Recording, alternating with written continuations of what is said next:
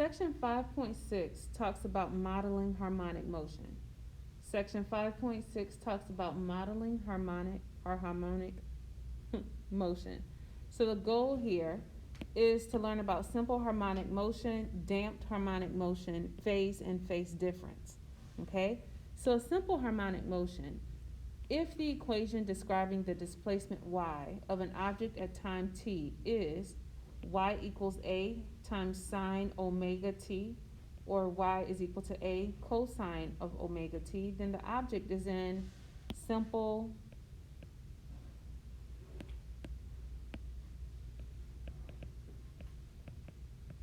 harmonic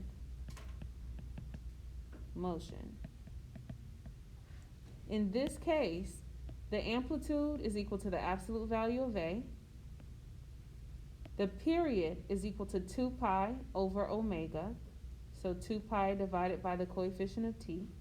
And then the frequency is equal to omega over 2 pi.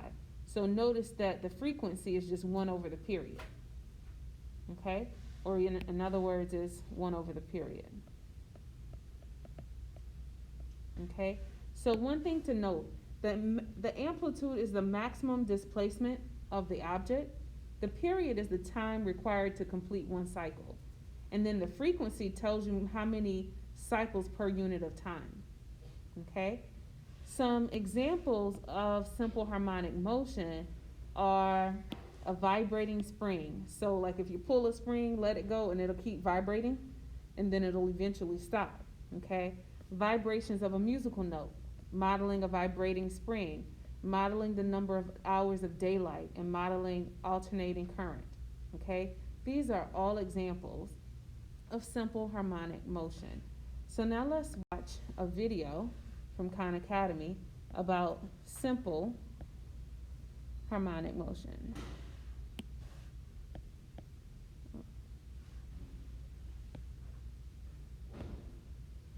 Oscillators, and what an oscillator is an object or variable that can move back and forth or increase and decrease, go up and down, left and right, over and over and over. So for instance, a mass on a spring here is an oscillator. If we pull this mass back, it's going to oscillate back and forth, and that's what we mean by an oscillator. Or another common example is a pendulum, and a pendulum is just a mass connected to a string, and you pull the mass back, and then it swings back and forth. So you've got something going back and forth, that's an oscillator. These are the two most common types: masses on springs, pendula, but there's many other examples. And all those examples share one common feature of why they're an oscillator. So you could ask, why do these things oscillate in the first place? And it's because they all share this common fact, that they all have a restoring force. And a restoring force, like the name suggests, tries to restore this system, but restore it to what? Restore the system to the equilibrium position. So every oscillator has an equilibrium position, and that would be the point at which there's no net force on the object that's oscillating. So for instance, for this mass, if this mass on the spring was sitting at the equilibrium position, the net force on that mass would be 0, because that's what we mean by the equilibrium position. In other words, if you just sat the mass there, it would just stay there because there's no net force on it. However, if I pull this mass to the right, the spring's like, now I'm going to try to restore this mass back to the equilibrium position. The spring would pull to the left. If I push this mass to the left, the spring's like, we're moving this thing back to the equilibrium position. We're trying to push it back there. So if I push left, the spring pushes right. And if I pull the mass right, the spring pulls left. It tries to restore, always tries to restore the mass back to the equilibrium position. Same for the pendulum. If I pull the pendulum to the right, gravity is the restoring force, tries to bring it back to the left. But if I pull the mass to the left, gravity tries to pull it back to the right. Always trying to restore this mass back to the equilibrium position. That's what we mean by a restoring force. Now, there's lots of oscillators, but only some of those oscillators are really special, and we give those a special name. We call them simple harmonic oscillators. And you might be thinking, that's a pretty dumb name because that doesn't sound very simple. But there's something called a simple harmonic oscillator. So what makes simple harmonic oscillators so special is that even though all oscillators have a restoring force, simple harmonic oscillators have a restoring force that's proportional to the amount of displacement. So what that means is, if I pull this mass to the right, there'll be a restoring force, but if it's proportional to the displacement, If I pulled this mass back twice as much, I'd get twice the restoring force. And if I pulled it back 3 times as much, I'd get 3 times the restoring force. Same down here, if I pulled this pendulum back with 2 times the angle, I'd get 2 times the restoring force. If that's the case, then you've got what we call a simple harmonic oscillator. You still might not be impressed. You might be like, who cares if the restoring force is proportional to the displacement? Why should I care about that? You should care about that because these satisfy some very special rules that I'll show you throughout this video. And it turns out, even though this doesn't sound very simple, they are much simpler than the alternative of non-simple harmonic oscillators. So these are what we typically study in introductory physics classes, and it turns out a mass on a spring is a simple harmonic oscillator, and a pendulum also for small oscillations. Here you have to make a caveat. You have to say only for small angles, but for those small angles, the pendulum is a simple harmonic oscillator as well. Now in this video, we're just gonna look at the mass on the spring. To make it simple, we can look at the pendulum later. So I'm gonna get rid of the pendulum so we can focus on this mass on a spring. Now you might not be convinced, you might be like, how do we know this mass on a spring is really a simple harmonic oscillator? Well, we can prove it because the force that's providing the restoring force in this case is the spring. So the spring is the restoring force in this case, and we know the formula for the force from a spring, that's given by Hooke's law. And Hooke's law says that the spring force, the force provided by the spring, is going to be negative. The spring constant times x, the spring displacement. So x is going to be positive if the spring has been displaced to the right because the spring is going to get longer. So this would be a positive x amount. And if you compress the spring, the length of the spring gets smaller. That's going to count as a negative x value. But think about it. If I compress the spring to the left, my x is going to be negative, and that negative combines with this negative to be a positive, so I get a positive force. That means the spring exerts a force to the right, and that makes sense. Restoring, it means it opposes what you do. If you push the mass to the left, the spring is going to push to the right. And if we did it the other way, if we pulled the mass to the right, now that would be a positive x value. If I have a positive x value in here, combine that with the negative, I'd get a negative spring force. That means the spring would be pulling to the left. It's restoring this mass back to the equilibrium position, and that's exactly what an oscillator does. And look it up here. This spring force, this restoring force, is proportional to the displacement. So x is the displacement. This is a force that's proportional to the displacement, and that's the definition. That was what we meant by simple harmonic oscillator. So that's why masses on springs are going to be simple harmonic oscillators, because the restoring force is proportional to the displacement. Now, to be completely honest, So what I want you to finish doing is finish watching this video, okay? Because what it's gonna do, it's gonna set up the formulas that we've already talked about on page 1 of your notes, but I want to show you one more video that actually puts what you're gonna do with that. Okay, so wavelength, frequency, and amplitude. Let's watch this.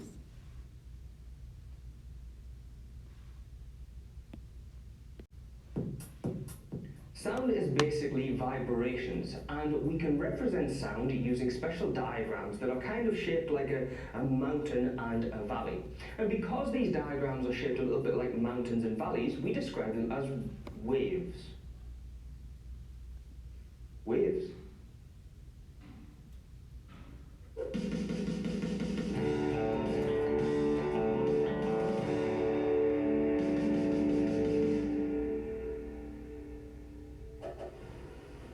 I don't get it. We've all got a basic understanding of what sound is because we hear things every day. And we've probably got some idea of how we might describe some of those sounds. For example, we know that there are sounds that are high-pitched. And by contrast, there are sounds that are low-pitched. But what exactly is sound? And what is it about it that allows for this high and low pitch? Well, to understand sound, a good place to start is how loudspeakers work. Basically, when a loudspeaker is going to generate sound, what it has to do is move up slightly and then back down. And it's going to do this really, really fast in a little pulse. Now, as the loudspeaker does this, the air molecules that are immediately in front of the loudspeaker will be forced outwards. And those air molecules are going to collide with the next set of air molecules that are right in front of them. And then those air molecules are going to collide with the next ones in front of them, eventually transferring this little pulse away from the speaker. Now, this alone is not enough to create sound.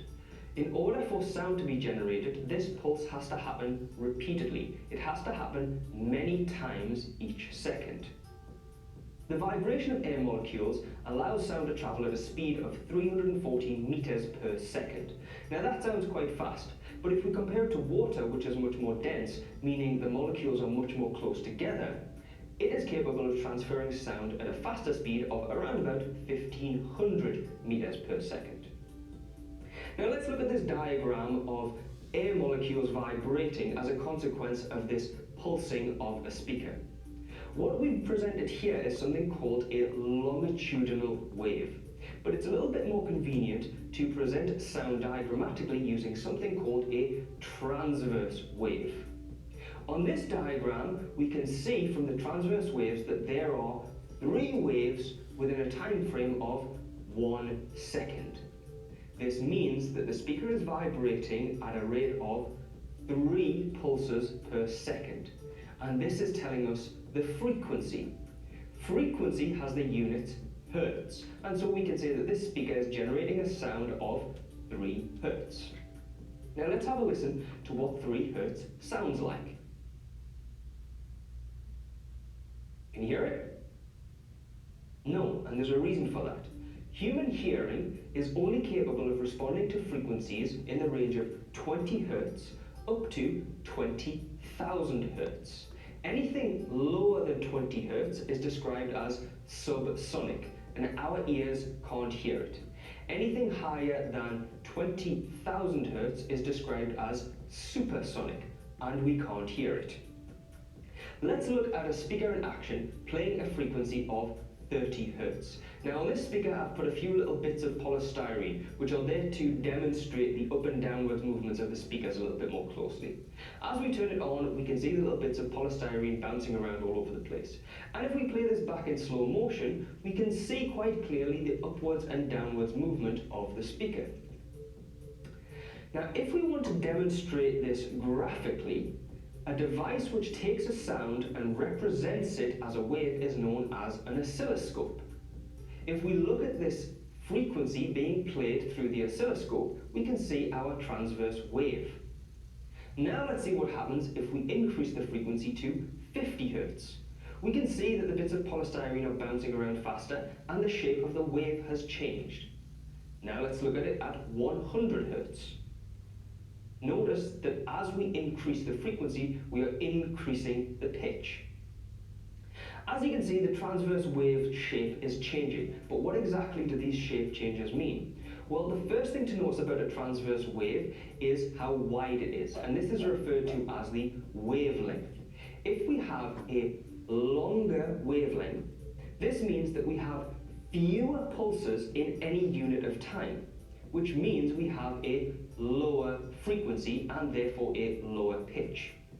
By contrast, of course, if we've got a shorter wavelength, it means that we've got more pulses in any unit of time, therefore a higher frequency and a higher pitched sound. Another important thing to notice about transverse waves is their height. The height of the wave is telling us the amplitude. And when we're talking about sound waves, a greater amplitude basically means a louder sound. So by contrast, if we've got a less tall wave, then we have a softer sound.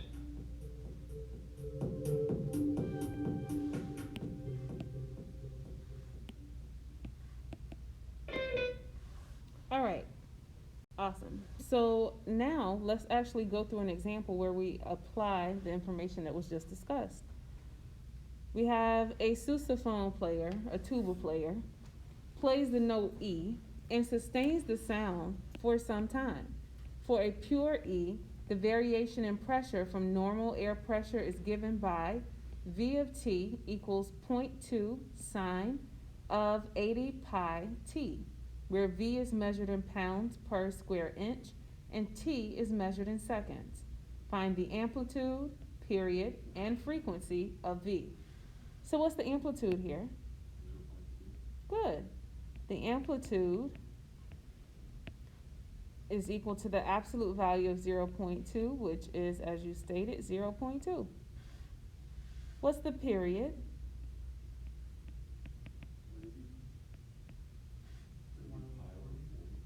One 1 over 40. over 40, and you said I said pi over 40. is 1 over 40.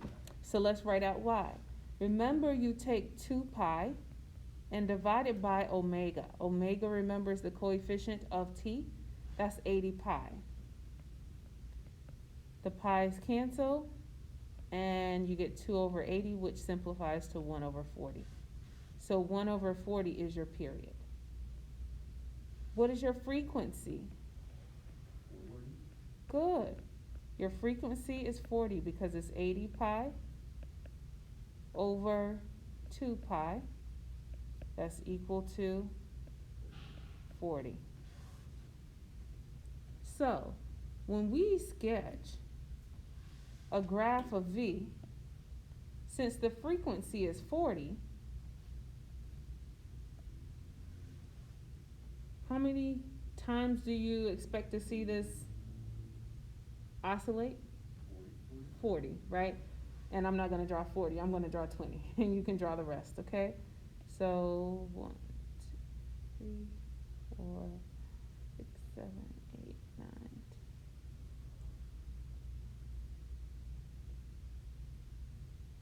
10. Okay, so that's about 20. So that goes from 0 to 1/2. And then you'd have to go out to 1 to get a full cycle. So notice that the amplitude was 0.2, so that's 0.2, and that's negative 0.2. Okay? All right. So, questions. This is seeing if you were paying attention. If the player increases the loudness of the note, how does the equation for V change? The amplitude increase. Very good. The amplitude increases. The amplitude increases. So, in other words, here, 0.2 is replaced by a larger number.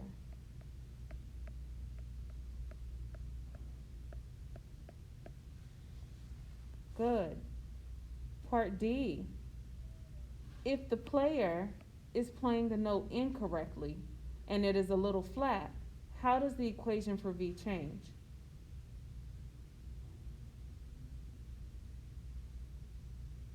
Weighted period and frequency remains. Which changes? Wouldn't both change because you're affecting that omega t value. So,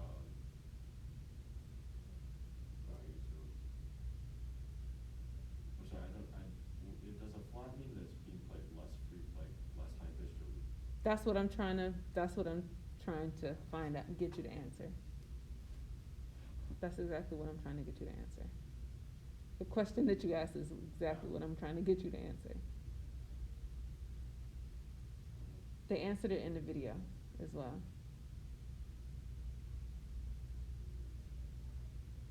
You're along the right track. Omega does come into play, right? So if the player is playing a flat note, then that means that your frequency does what? Increase, decrease? Decreases, good. The frequency decreases. So the frequency is decreased. So the coefficient, what that means is that the coefficient of t is less than 80 pi. Okay? So that's connecting the ideas that you just learned in the video and that we talked about on page 1 with an actual example. Okay? So now, let's also go through another example. Example 2. Let's find a function that models the simple harmonic motion having the given properties. Assume that the displacement is at its maximum at time t equals 0.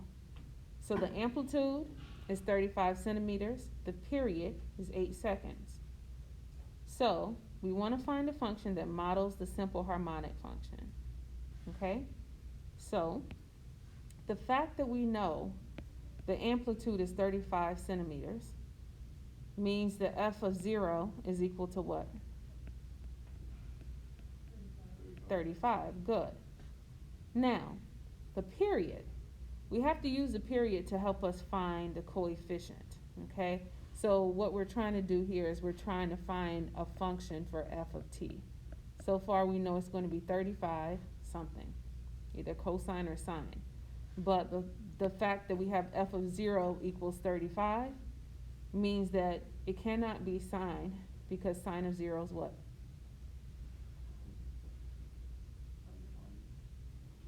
Sine of 0 is what?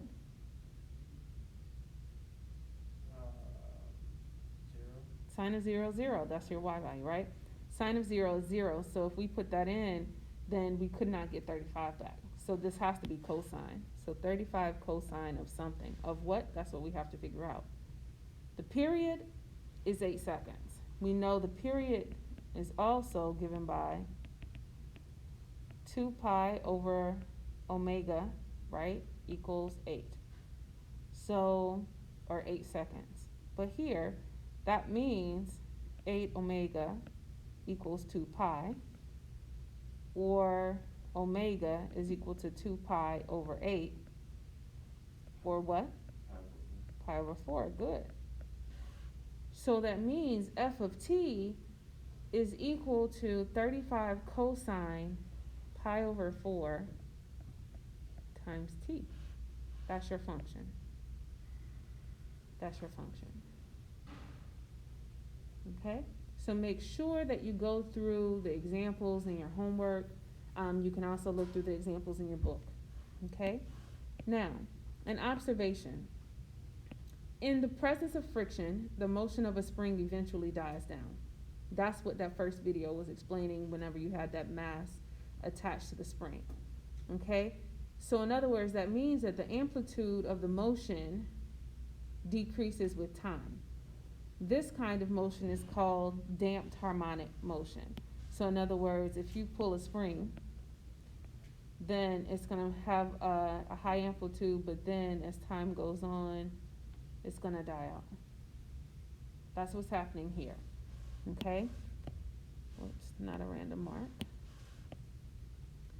So a definition, damped harmonic motion.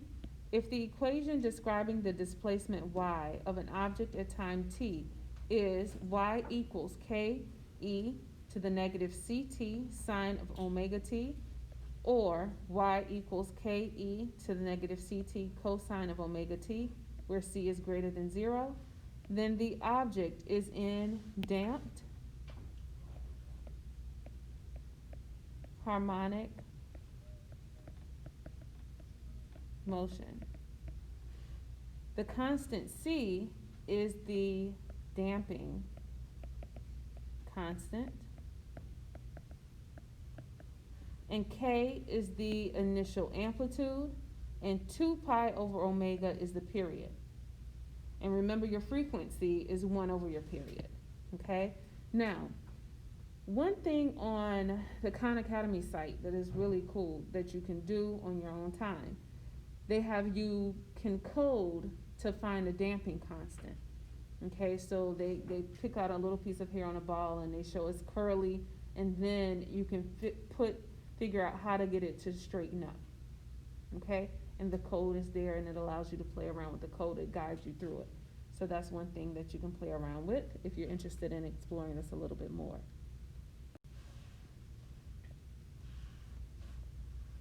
Examples of damped harmonic motion are ripples on a pond, a violin string vibrating, and a shock absorber on a car. So if you're riding, you hit a bump, and then your car adjusts to it. That's an example of damped harmonic motion. All right, so example 3. Example 3, we have an initial amplitude k, damping constant c, and frequency f or period p are given. Recall that frequency and period are related by the equation f equals 1 over p.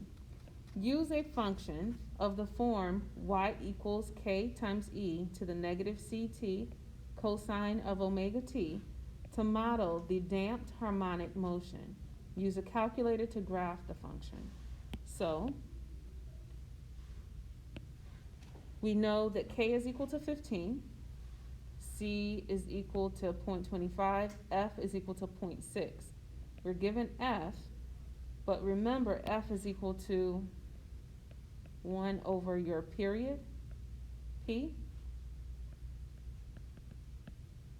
which is the same thing as 1 over 2 pi over omega, or omega over 2 pi. Okay? So, that means that omega over 2 pi is in fact equal to 0.6. Or omega is equal to what? 1.2 pi. Good. Because you get 0.6 times 2 pi. Good.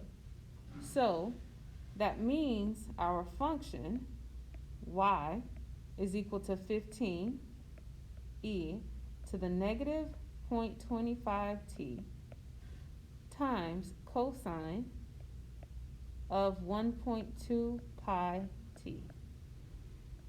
That's our function. That's the first part. So we model the damped harmonic motion of this particular curve. Okay? Now, use a calculator to graph it. Use a calculator to graph it. So you enter this function into your calculators. Graph it. I'll give you 1 minute. Am I moving too quick? Okay. So go ahead and graph that function. So your peak started out high. So you had a high amplitude. And then we said it started to decrease, as it should. Okay? So that's a sketch of your graph there. Okay? All right. So an example of a damped harmonic oscillator is here. Okay.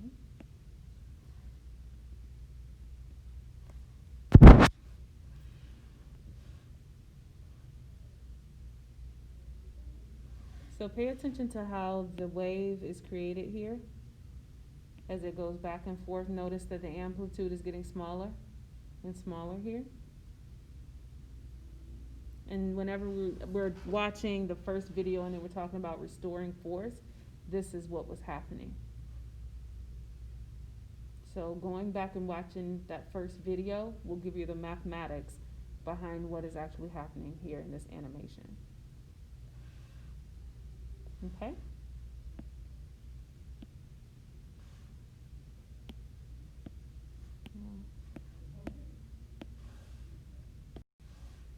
Let's go back to the video. So let's talk about phase here. Let's talk about phase. Any sine curve can be expressed in the following equivalent forms. Y is equal to a sine of kt minus b. The phase is b. Again, that's equivalent to a sine of k times the quantity t minus b over k. The horizontal shift is b over k. So notice that we get from here to here by factoring k out. That's why it says you have the following equivalent forms.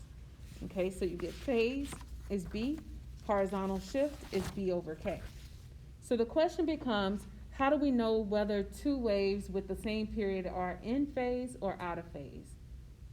So how do we know if they're like the same or not? Okay, so for the curves, y1 equals a sine of kt minus b, and y2 equals a sine of kt minus c. The phase difference between y1 and y2 is b minus c. The phase difference between these two curves is b minus c. If the phase difference is a multiple of 2 pi, then that means the waves are in phase. If we do not have the phase difference as a multiple of 2 pi, that means that the waves are out of phase. Okay? If two curves are in phase, then that means their graphs coincide. So notice that the phase difference depends on the order in which the functions are given. Okay? That's how you normally find it. So let's look at example 4. In example 4, objects are in harmonic motion, modeled by sine curves y1 equals 10 sine of 3t minus pi over 6,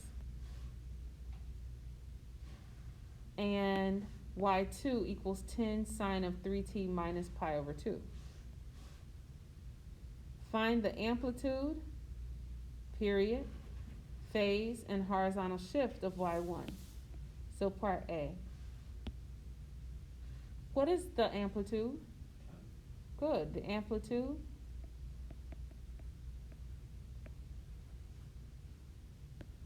is equal to the absolute value of 10, which is 10. What's the period?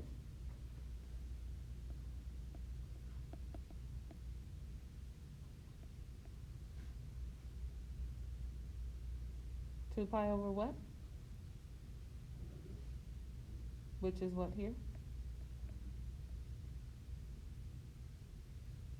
Period is 2 pi over 3. 2 pi over 3. Very good. What's your phase?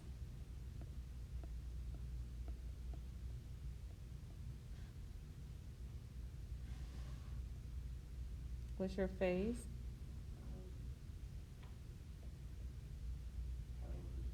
Pi over 6. Pi over 6. Good.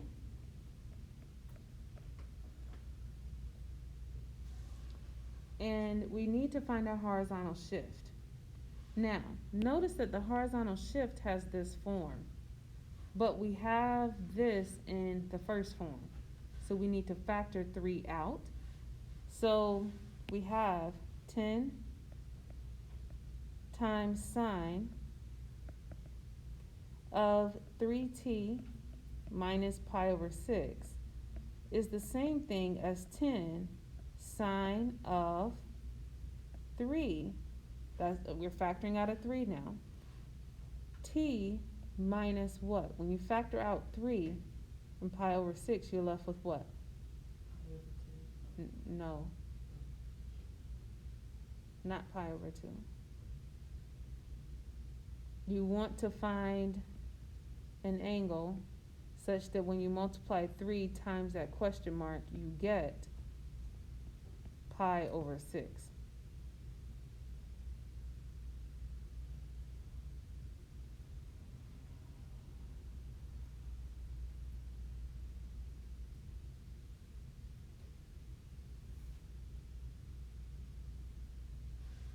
Another way of looking at that is 3 times x equals pi over 6 means x is equal to what? Pi over 6, pi over 3. Which is the same thing as what? Pi over 18. Pi over 18. Very good. That's how you get pi over 18 here. Okay? Good. So that tells you that the horizontal shift is what? Pi over 18. Good. Very good. It's pi over 18. So notice that in order to find the horizontal shift, you have to factor the coefficient of t out. And that's going to make this other one change as well. Okay? All right. So far so good. B. Find the phase difference between the curves y1 and y2. Are the two curves in phase? Take a couple minutes. Answer that question. So now I'm asking you to find the phase difference between the curves y1 and y2. Are the two curves in phase? The phase difference is negative pi over 3. Good. Are they in phase? Are the two curves in phase or out of phase? Out of phase. Very good. And they're out of phase because they're not multiples of 2 pi. And we're still going through this. So you have negative pi over 3. How did you get negative pi over 3? I used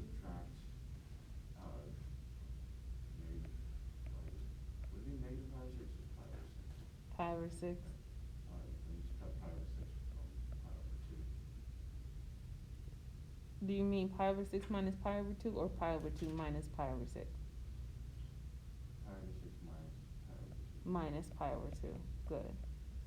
So that would be equal to pi over 6 minus 3 pi over 6. That's negative 2 pi over 6, which is the same thing as negative pi over 3. Okay?